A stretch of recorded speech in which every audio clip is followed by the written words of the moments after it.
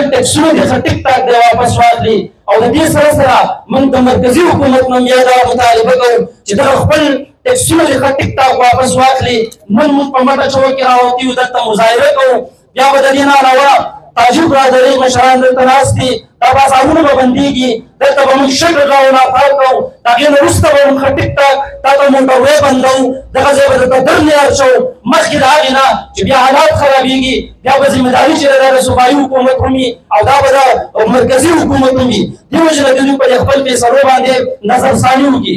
اخرنی زموږ چې دلته کوم MNAs دي او MPAs دي تقریبا په ملکن ډیویژن کې 11 MNAs دي او 28 یا 30 زموږ دلته MPAs دي.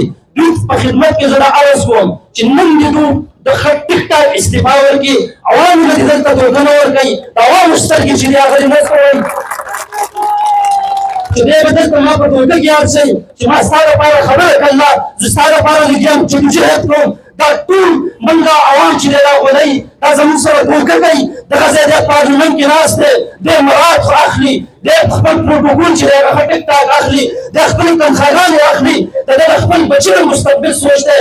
انتهایي د افسوس خبره دا ده چې د ده زما د دې بچي د مستقبل سوچ نشته، د غریب سوچ نشته، د مزدور سوچ نشته، د کسان سوچ نشته. ته خو راوړه دلته پیسې نه ده، ته خو راوړه که نه دلته روزګار، ته په ما باندې دلته 22 مختلف ټیکسونه چې دي دا لګې، د دې په بدله کې ته ماله څه راکړې. او زه د دې ځله د دې مشرانو په وساطت سره دا قرارداد په سر پاس کوم چې دلته دې ما ته 2-3 څیزونه راکړي، بس زه ستا سره ټیکس منم.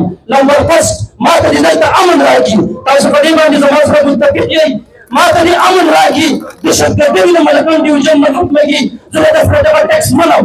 نمبر 2 ما ته دې صحت راکړي. نمبر 3 ما ته دې دلته د تعلیم بهترین سهولیات راکړي.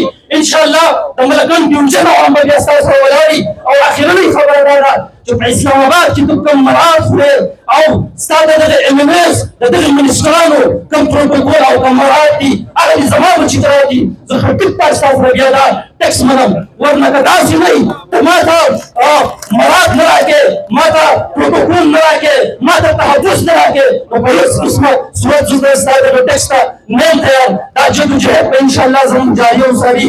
د ملکان عوام زنده باد، د ملکان عوام زنده باد. دا جدوجهد به انشاءالله جاري ساتو که نه ساتو. ډېره مهرباني، شکریه.